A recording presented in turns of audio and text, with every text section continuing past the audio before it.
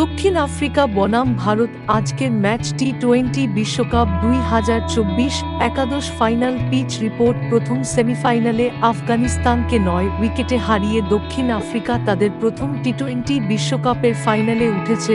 ভারত দ্বিতীয় সেমিফাইনালে defending champion ইংল্যান্ডকে 68 রানে পরাজিত করে।